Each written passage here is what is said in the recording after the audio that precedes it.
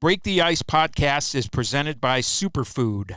If you have a high-performance team that needs fueling, check out mysuperfd.com for more information.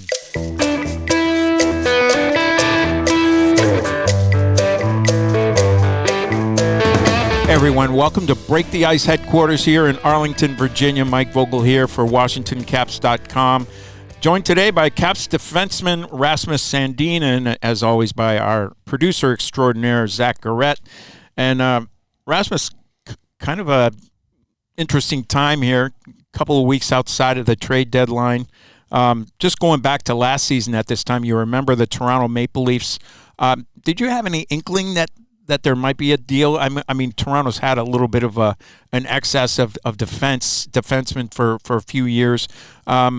If you can go back to around this time last year, what was your mindset like as far as how the season was going and what might be ahead of you? Yeah, I mean, it's always an interesting time, first off. You never know what's going to happen, really. And I mean, just going back to last year, I had no idea what was going on. I haven't been around the league for that long neither, and been in the NHL around the trade deadline either. So for me, I had actually no clue what was going to happen. I was on the ice too, practicing when I found out I was getting traded. So, but for sure, it's an interesting time. Players are going to get dealt here and there for all around the league, so it's definitely interesting. Well, let's start by tracing how you actually ended up in Toronto in the first place. Obviously, you're born in Sweden, Uppsala, town between Stockholm and Gävle, where Nicholas Backstrom and a number of other NHL players hail from. What was your upbringing like? You obviously had an older brother who played hockey as well, Linus. What stands out when you think about your origins in the game? How soon you were on the ice and where it all kind of started for you, your love of the game, and when did you think you might be able to make a living playing this game? Yeah, I mean, first up, we moved around quite a bit as a family too, but I grew up in a small city outside of Uppsala from the beginning, Alunda it's called. I don't know how many people live there, maybe just a couple thousand.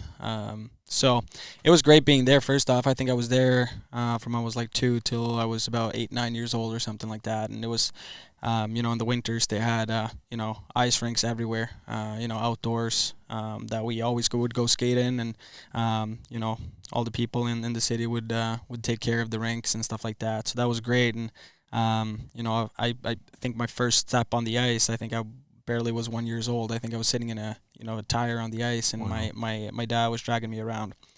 She said I have an older brother that plays, and my dad was a coach for him when they were 4 or 5, 6 years old or something like that. So, from that, I think I've never, taken a break from hockey, really. Just being on the ice more and more all the time. And then, my older brother was fantastic to me when I was younger. He would always bring me with his friends, playing hockey with them. And I think that's where I started to really fall in love with the game, just having fun on the outdoor rinks and stuff with my brother and his friends and my friends, and just have fun. From that, I think we moved up north a couple of times when my brother moved up north to play. We moved up as a whole family, and been moving around a couple of times. So, but again, I think since those times, I can still remember just going on the outdoor rinks, playing with my brother and his friends was definitely when I started falling in love with the game. Did you go to like Swedish league games, professional games? Did you have like favorite players from that league, or did you watch NHL games and have favorite players from that league as well? Yeah, when we moved up north, up to Örnsköldsvik, where Modo is playing, where a lot of great hockey players who came from, a couple of Hall of Famers, and they had, their team was in the SHL at that time, so went to a lot of those games. And my favorite players there was Nicholas Sandstrom was one of the guys. Played for the Rangers, a couple other teams too, I think. But he was one of the guys that I really liked, and a couple others too. And NHL isn't, or wasn't at least, it's getting a lot bigger over in Sweden and all over Europe, I think. But back when I was younger, I barely watched NHL games regularly. At least I would wake up at the night with my dad and watch the Stanley Cup Finals a couple times here and there when I was younger. But otherwise, not a lot of NHL. So my dream was always to play for Modo in the SHL and for the Swedish national team to start. So did you have any awareness of guys like Börje Salming, Inge Hammerstrom, even Nicholas Lidström, some of the more modern Swedish defensemen? Did your dad school you on any of those guys? Or yeah, like that? my dad's favorite player was Börje Salming, and then for me as a little bit of a younger guy, I mean, when I started to watch NHL and when I got into I was a big guy on YouTube watching highlights and stuff like that of guys, and when I got into watching a little bit more of NHL, Nick Lidström was one of my guys that I really looked up to and was one of my idols. So, and now too, after it was pretty cool when I got drafted. Börje Salming gave me a call too. Wow. And asked me to go to lunch with him. So me and my dad and Börje Salming and another family friend who knew Börje since before, we all went to lunch, and he, just wanted to be a good guy, and we had a great time. And my dad, I don't think he spoke too many words. He was so nervous seeing him, but that was awesome. And then after he passed away now, I'm also part of his ALS foundation too. So it's great to do that, and I mean, obviously everything he's done for Europeans overall coming over to North America and play hockey, so it's awesome. That's a fantastic memory for you and your dad both.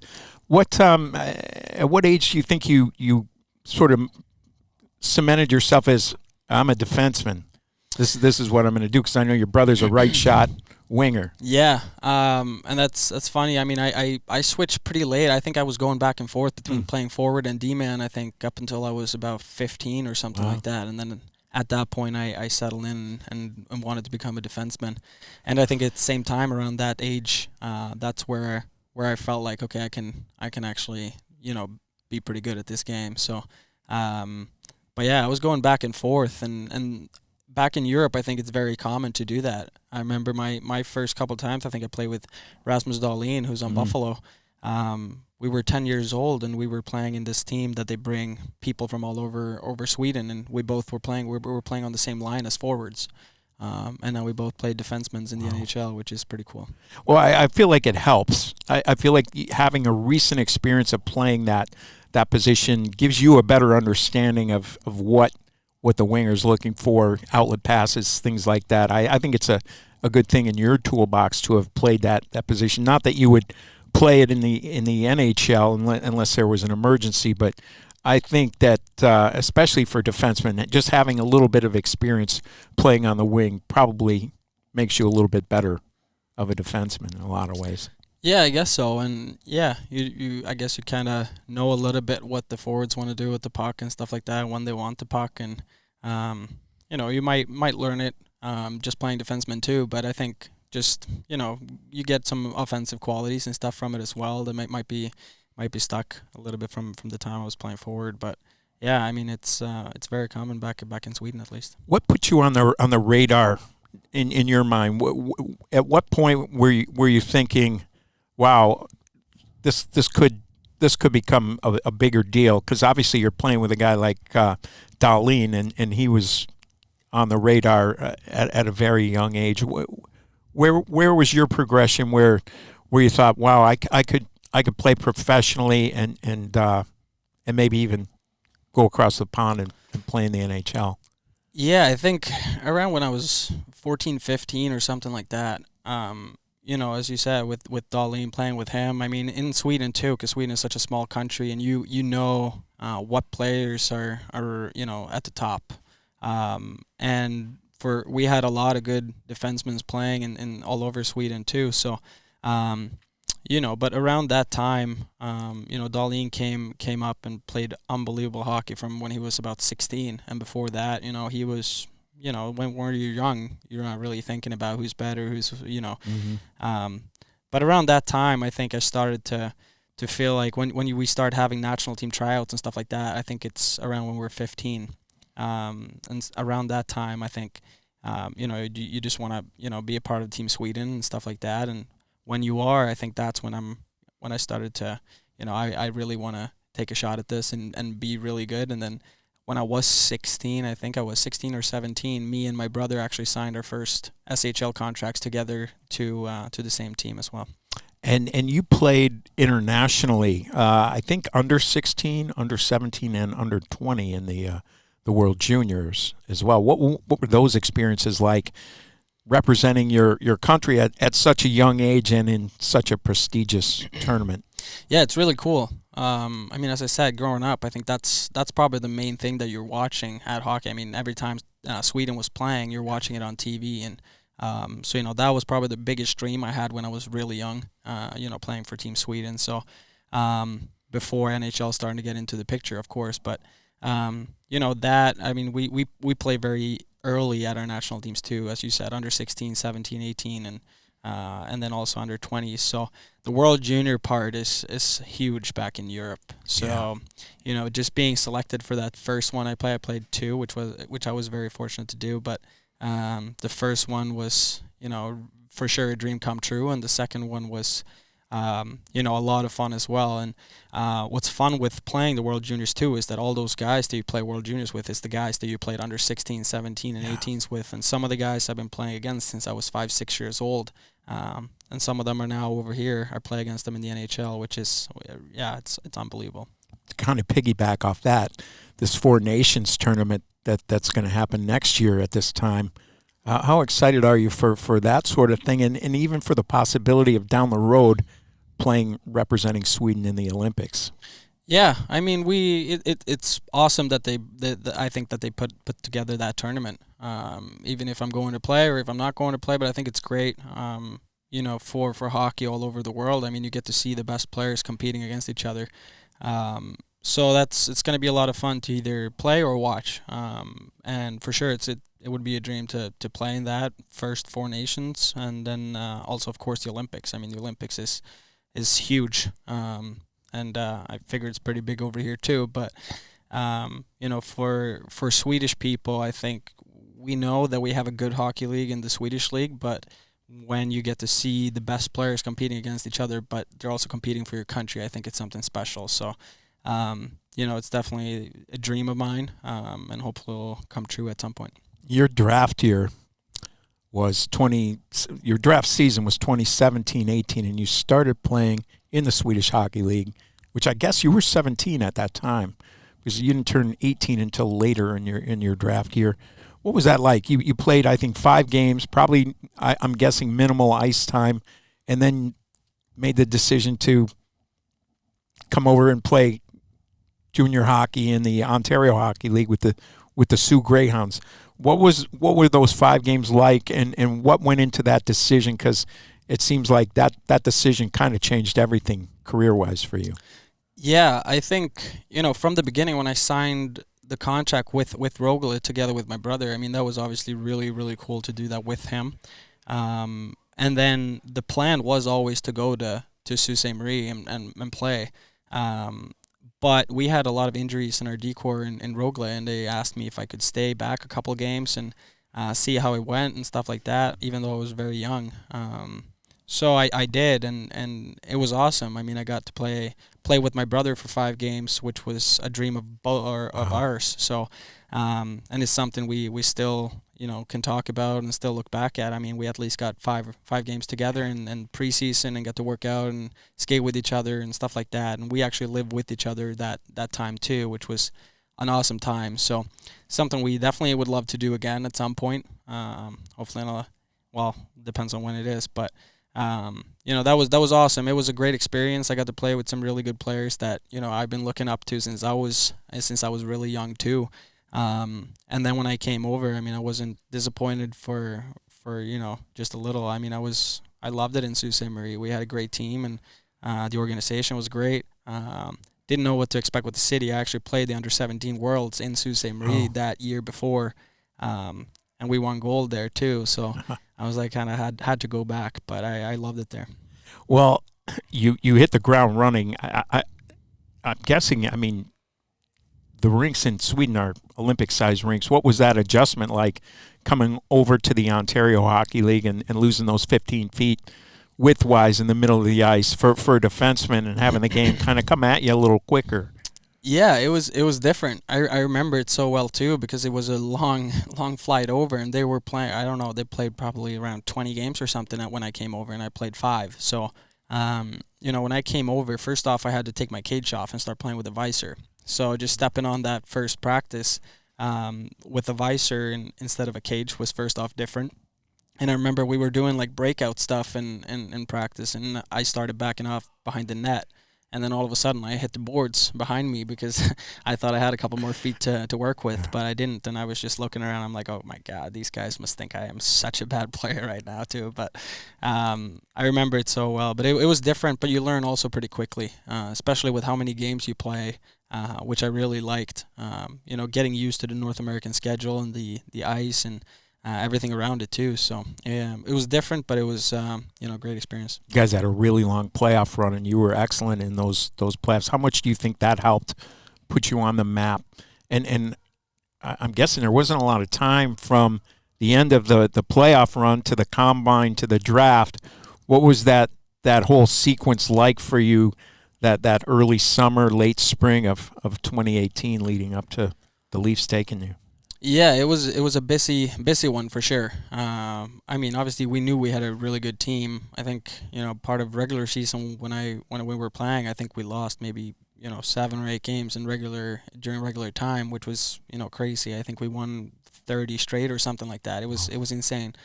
So we had a great team first off, and playoff wise was a lot of fun too because we don't have that format back in Sweden either. We play one game and then you move on to the next.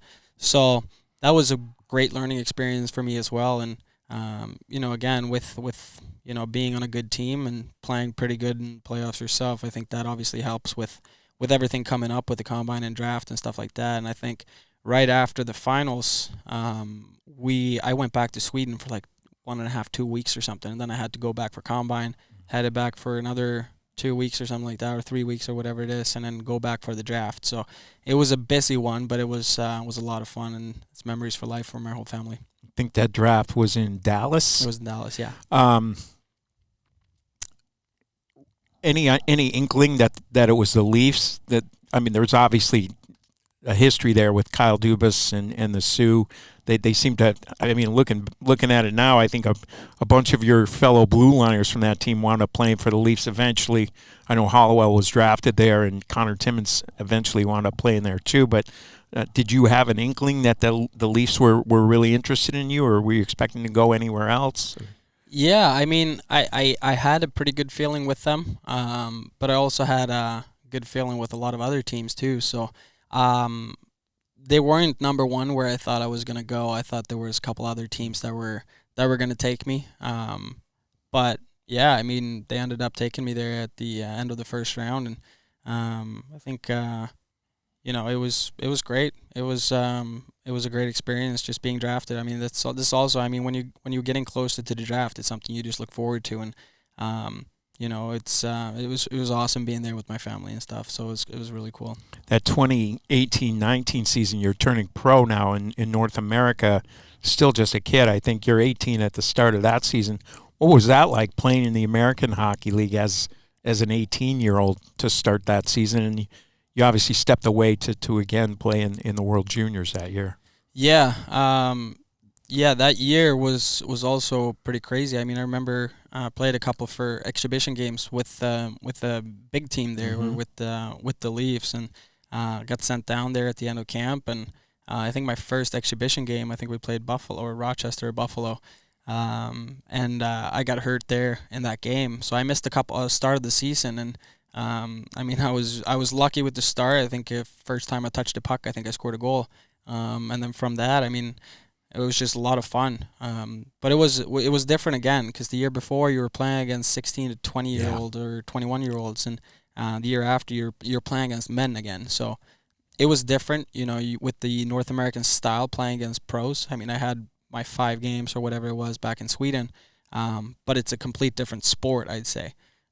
So it's way more physical, which I like. I think it's a big part of this game, and that was something. I think that year I really had to learn how to play my game with my size and being a D-man playing pro in North America. So even though I was very young playing in the AHL that year, I think I learned a lot, and I think that it took me a couple steps forward towards playing in the NHL. Yeah, let's talk a little bit about that. What goes into playing that position? Like you said, you're not like Joel Edmondson big, but I feel like you're substantial. You've got some thickness to you, and you don't play shy out there at all. And it just seems like you're a really cerebral defenseman who uses everything you have available to you, body positioning, stick positioning, and you know how to use your body without taking yourself out of position. And it seems like you pick your spots really well. But what goes into that? Because I mean, to me, it's the hardest position. We talk a lot about not knowing what a guy is until he's 200 games into his pro career, but it seems like you've really taken some massive steps despite really having some hurdles, like you said, a couple of injuries. There were some times where you were getting scratched a fair amount in Toronto. It just seems like, for me, looking at it from the outside, you've made a ton of progress to the age that you're at right now, given some obstacles. Yeah, I mean, again, from that first year, just playing in the AHL as an 18-year-old, that was, a big learning experience. I was getting hit a lot. I was, putting myself in bad spots and stuff like that. And I think from that, I think you just learn and try to get better at everything. And then working with good people, both in Toronto and also here in Washington. I mean, it was great people trying to help me, help me develop and being a better player. And the last couple of years, I think I've been, developing a lot with, on the defensive side of the puck, not putting myself in bad situation and reading how I need to play with my body. For me to go in with a guy that is 6'4" and 220 pounds, it's tough for me to win that battle body to body. So I have to be smart with either being quick to the puck, or I have to use my stick in a better way, or playing good positionally. So, and it's something I still need to get better at, and something we're working very hard at here. And with help from Mitch Love and from Carbs too. I think they're helping me in a great way. They want me to develop, and same for me. I want to develop. I want to be better, so we can help out and win a couple more games. So. But for sure, I've taken big steps, I think, especially on the defensive side of the puck here in the last couple of years, and still want to take a lot more steps for sure. What were your thoughts when Carbs was hired here? A couple of months after the trade, a guy who had at least some familiarity with you and with your progress and what you were trying to accomplish.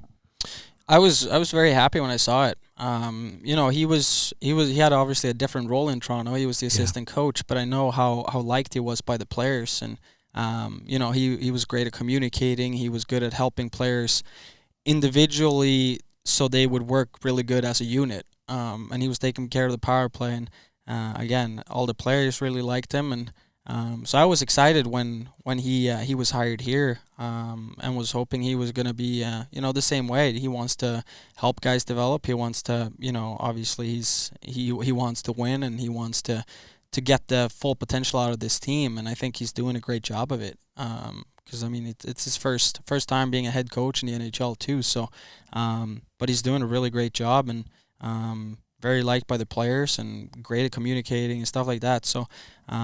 I was excited when he got hired, and very happy he's here. We talked about you playing in the Swedish Men's League at the age of 17, the American League at the age of 18. You start opening night with the Maple Leafs at the age of 19 in, I guess it was 1920 season. What was that like to be out there on the ice? I think it was against Ottawa. I think you had a point in that first game. I think you stuck around for a couple of weeks, and then you were back later in the season. But what was that experience like, having made it and going out there for that first game and still being a teenager? Yeah, it was really cool. First off, I mean, Toronto is obviously a huge hockey city too. So I remember that. I mean, obviously, I'm probably always going to remember my first NHL game, and I remember it really well. My family came over to watch that game. And then when you make the Toronto Maple Leafs, something happens. I mean, people know who you kind of are and stuff like that. And that was very weird to me, because we went to dinner after the game. We won that game, me and my mom and my dad. And we went to dinner after, and as soon as there was people outside waiting, and stuff like that. It was just very weird, but it was surreal to get your NHL debut under your belt at 19 years old too. And again, or as you said, I played 6 games, I think it was, and before I got sent down, and then later after World Juniors, I got back called up. So, it was unbelievable to get that first game, and I was just it gets you the first taste of the NHL, and you just want more of it. So, but definitely something I'll always remember. And you had that, I think, 20-some games that first year, and then obviously the pandemic kind of shut down everything at that point. But, the other thing is the unique situation there, too, where your AHL affiliate is in the same town. You don't play in the same arena, but same town. What was that like for the couple of years there where you're getting kind of shuttled back and forth, and the taxi squad and all that? I guess there's some pluses and minuses, and I think a lot of those, you seem like a guy who was getting papered down a lot, probably for salary cap reasons as well, where I think there was, I don't know, maybe the 21-22 season, I think you spent the whole season in the NHL, but there were a couple of times where I think you were on your entry-level deal, and they were probably saving a few bucks just by papering you down to the Marlies. Yeah, there was a couple times, being sent down on paper and then, called back up on paper, stuff like that. Toronto's very tight on the salary cap and has been for I don't know how many years now. So they have to do obviously what they need to do. But, first playing in Toronto with the AHL team in the same city and stuff like that, I think I was kind of happy with that when you were getting called up and sent down a couple times here and there. And because, you don't have to move. You don't have to drive anywhere. You're staying in the same place, and practice rink is at the same spot, and game rink is a 6-7 minute drive from where the Leafs game rink is. So that was good for that reason.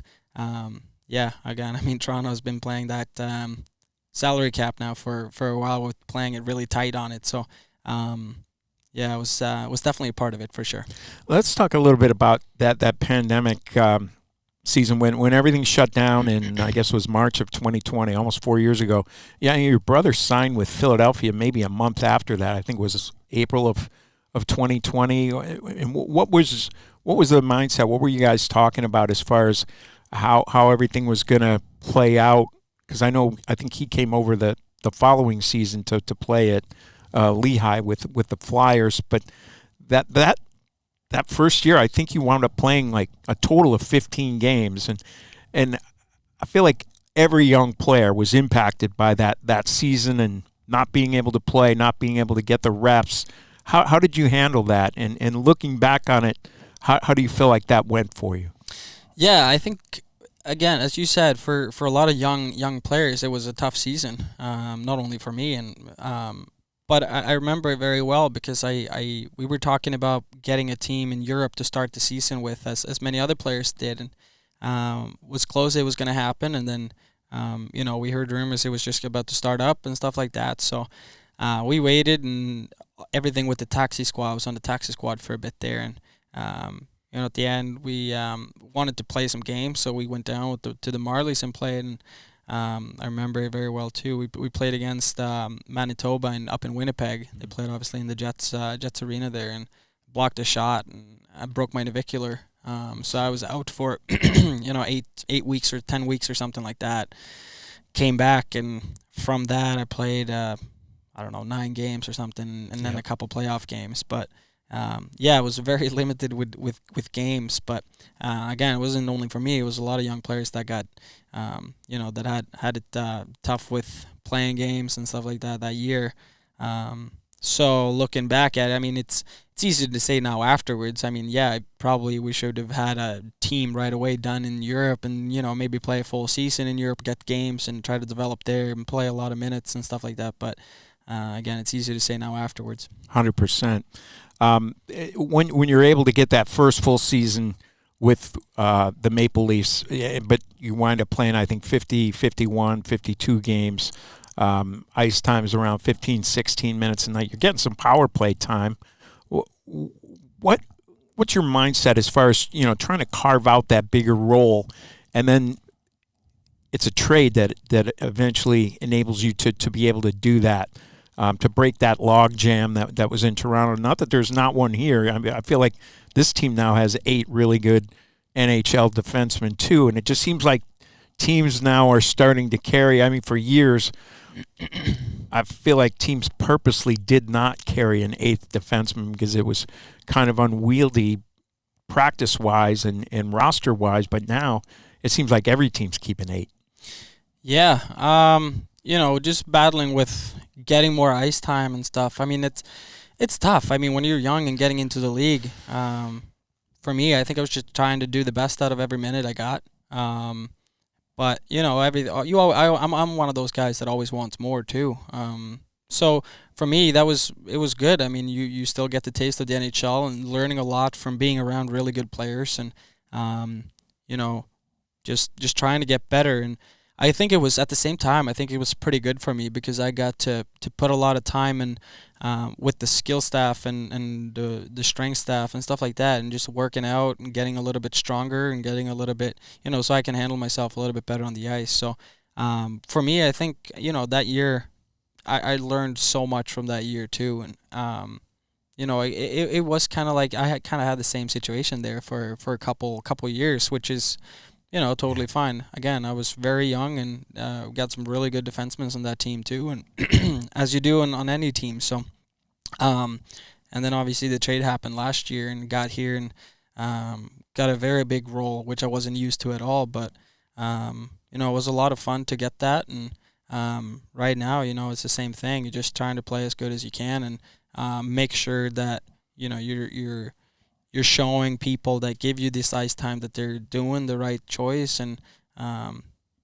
just doing the best you can. So, help the team win and stuff like that. So, but for me, the mindset is still kind of the same. You want more, you want to be better. You want to, I want to be stronger. I want to be quicker. I want to make better decisions with the puck and play better defensively. And I'm very happy we have Mitch, especially, that is taking care of the defensemen too, that is helping out a lot with how he wants me to play with my stick, and it's been helping me a lot.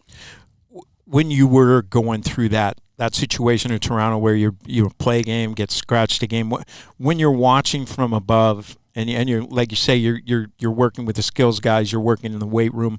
When you're watching games, what's your mindset as far as what are you looking at? What are the coaches telling you to be looking at in order to make yourself better while you're not playing? Because I mean, like Anaheim is purposely going through a similar situation where a guy who's a center, Leo Carlson, obviously this year, where they're really managing this guy. And I get it from where their team is at. It's a completely different situation than what you were in Toronto, and obviously positionally it's different too. But it's kind of an intriguing method that they're deploying to try to make this guy into a good player, not just this year, but for the next 15 or 20 years. Yeah. I mean, I think, coaches and stuff, they're always trying to put the best team on the ice that they have available, right? So that, I mean, for me, I think I wasn't one of the best players. And that also made me really hungry for getting better and want to be a part of the lineup every single night. So that was one of the reasons. And then also, I mean, when you're above watching the games, I think for me in Toronto, it was huge for me to have a guy like Morgan Riley who was awesome to younger guys, and he was a guy that I had to look at a lot because he's been in the league for a while, and is being a really good hockey player and helping that team out a lot. So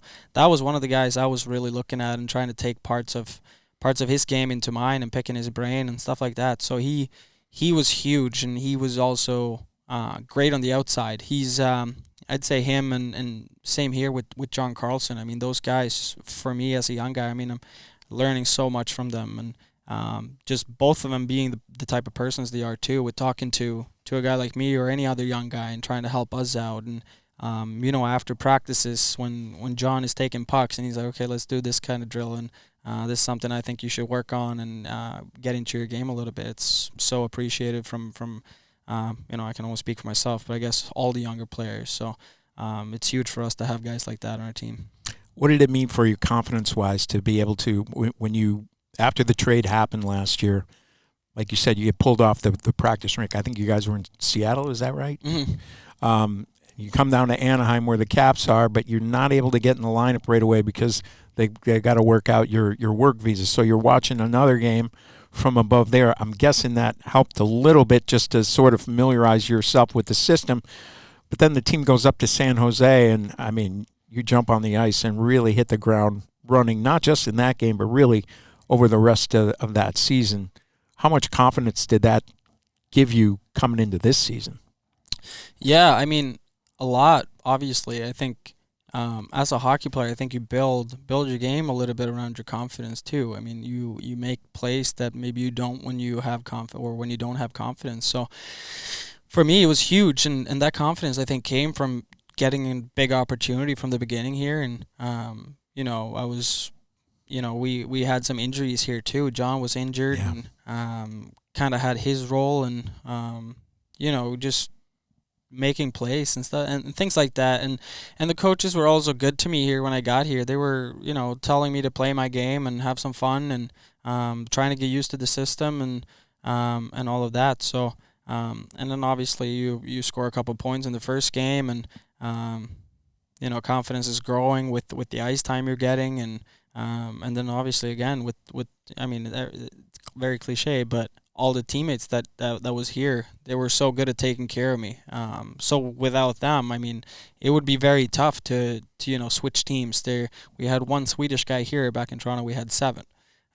So that was also a very nice comfort to have in Toronto from the beginning when I came there. But when I got here, Nicky took care of me really well, and then all the other guys, they took care of me so well, welcoming me in, helping me out with anything I needed. And if I didn't have that, I think the transition would have been a lot harder for me. And now, having spent almost a year here in the greater D.C. area, what are some of the things that you enjoy away from the game about being in this part of the world? It's a lot, actually. I absolutely love it here. It's great to have, when I have my family over. My dad has been over now a couple times, and had a couple other family friends over, and it's easy to send them down in downtown, and they can go, look around the city, go to the museums, go to do a lot of things. So it's a lot of things to do, a lot of things that happens around the city. So that's great. It's nice to not have, those tough winter days neither with, snow days. You couldn't even drive to the rink some days. So something you don't really have to worry about with having a canceled day of practice. And so, just a living all over, great food, and it's easy to live here, which is great. Well, we're glad to have you here, and we hope you spend the rest of your career here. And it's great watching your progression too. I think you turned 24 in a couple of weeks here, and 200 games in. It seems like you've got a lot of upside, and I think a lot of people here really enjoy watching you play the game. Thank you, appreciate that. Thanks to Rasmus Sandin for spending some time with us on today's edition of Break the Ice.